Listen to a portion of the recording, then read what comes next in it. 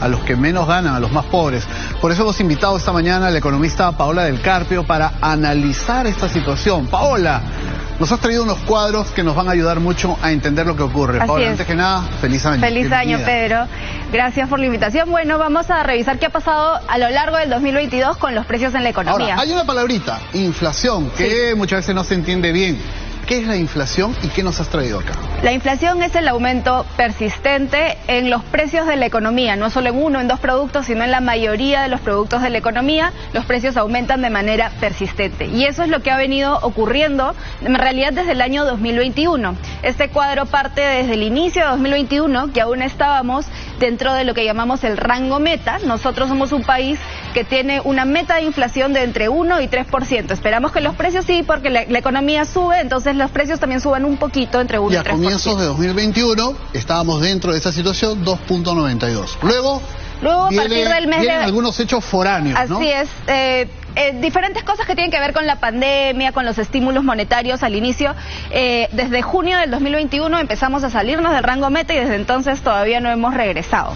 ¿No? Hemos tenido en junio del 2022, el año pasado, un pico de 9.32% de inflación y en este momento a nivel nacional nos encontramos en 8.56%. Ahora, este aumento persistente en los precios, ¿tiene un componente internacional o es todo resultado de errores o cosas que dejamos de hacer en el Perú? No, es un componente principalmente internacional. Tiene que ver, lo que decía, con los estímulos que se han dado en las otras economías que han sido retirados. Ha habido una menor oferta, ha habido una crisis de suministros, cierres en China, ha habido un aumento en diferentes commodities, o mejor dicho, algunos bienes que se transan en el mercado internacional por un precio relativamente fijo, como el trigo, la soya y eso. Hay un componente internacional que es fundamental aquí, pero también tiene que haber una reacción, una respuesta del gobierno.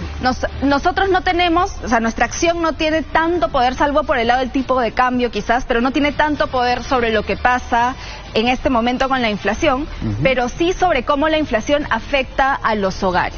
Por ejemplo, los bonos. Por ejemplo, y otro tipo los de bonos, las ollas comunes, a quienes más diferentes cosas que se pueden hacer para que las personas más vulnerables no se vean tan afectadas. De hecho, como estaban mencionando hace un momento, el factor más importante detrás de esta tasa de inflación son los alimentos. Ahora vamos a verlo precisamente, tanto en alimentos como en otros precios que afectan la canasta del día a día de las personas que nos están viendo. Así es, en general los alimentos a lo largo de todo el 2022 han crecido en más de 15%. ¿No? Es una inflación bastante importante. O sea, recordemos que estamos en un momento de la más alta inflación en casi 26 años, por lo menos en Lima metropolitana, ¿no? Y vamos a revisar dos cosas. ¿Cuáles son los alimentos y bebidas que más subieron en el 2022?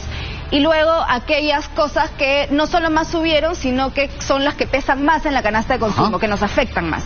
De los alimentos que más subieron vemos diferentes tipos de papa, pero veamos los números, ¿no? Papa guairo y papa amarilla se han más que duplicado. Estamos hablando de tasas de más de 100% de aumento de precios, ¿no? En el caso de la papa blanca es un poco menos, pero de todas formas es importante y es un producto que además subió bastante solo en el mes de diciembre. O sea, el promedio en alimentos es más de 15% y algunos productos como los que has puesto aquí ejemplos se han disparado. Se han disparado sustancialmente, ¿no? Y ahora, en cuanto a lo que más nos afecta, porque es lo que más pesa sobre lo que consumimos, el menú en restaurantes, que es lo que estaban mencionando, el pasaje en bus también, que ha tenido que ver con los precios del transporte, que así como los alimentos han aumentado 15, el transporte ha aumentado cerca de 10.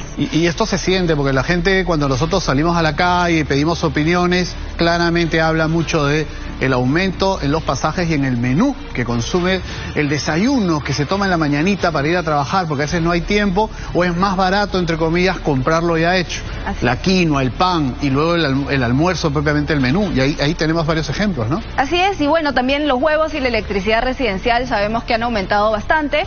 Algo, por ejemplo, que bajó, para decir algo bueno, ha sido el gas doméstico, y sin embargo, ese es algo que todavía no tenemos tan masificado. Claro, entonces no beneficia tanto a tantas personas. Ahora, esto no es opinión, esto es en base a un registro que es el INEI, ¿no es cierto? Exactamente, hace una medición de cómo cambia el índice de precios sobre la base de una canasta de consumo, que es lo que habitualmente consumimos en diferentes ciudades del país. Esto nos dice el mercado, esto nos dice la realidad, pero hay otro fenómeno y creo que has traído otro cuadro. Nuestro dinero vale menos. ¿Qué quiere decir eso?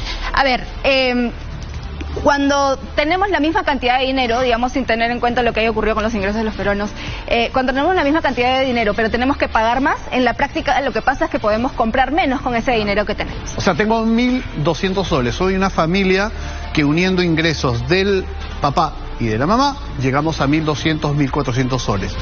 Hace 1 año y medio comprábamos más cosas de lo que hoy podemos comprar, ¿eso es? Exactamente. Entonces esos 1.200 que decía sería el valor nominal de lo que tú ganas, pero cuando uno le descuenta los efectos de la inflación, estamos con lo que se llama el valor real. Entonces, ¿qué ha ocurrido en el Perú? Vemos que a lo largo del año, desde el 2021 también se han ido recuperando con la apertura de la economía los ingresos nominales, es decir, lo que recibimos, en este caso los limeños. En promedio, 1.776 soles. Pero cuando descontamos los efectos de la inflación, que ya es los términos reales a los que nos referimos, nuestro dinero vale 12% menos de lo que... ¿Es como que ganáramos lo que está en morado? Exactamente, nuestro dinero vale 1.500 cuando recibimos 1.000. Ahora, Paola, querida Paola, te hago una pregunta en base a algo que yo leo en las redes sociales. Cada vez que hay un concierto, y por ahí te he escuchado a ti también tratando de ir a algún concierto, vuelan las entradas. Los conciertos están llenos o uno va... Las personas que pueden hacerlo, van a un restaurante de 5 tenedores, está lleno el restaurante, la gente dice, oye, hay plata en el Perú, la gente consume, pero ¿qué está pasando? ¿Tiene que ver con la tarjeta de crédito, con otras vías alternativas para hacer que nuestro dinero valga más? Tiene que ver, por ejemplo, con lo que dices, ¿no? O sea, muchas personas lamentablemente están teniendo que endeudarse para mantener los hábitos de consumo que tenían antes.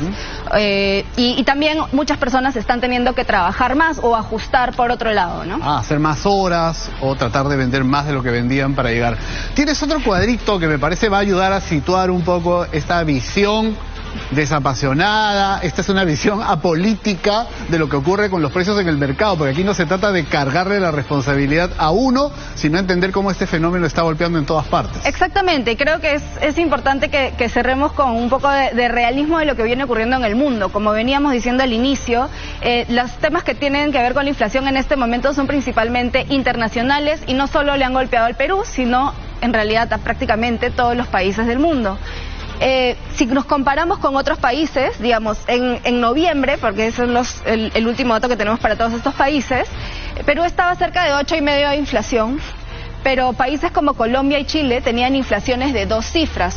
En general nosotros estamos por debajo del promedio latinoamericano de inflación. México también está con 7,8 en noviembre.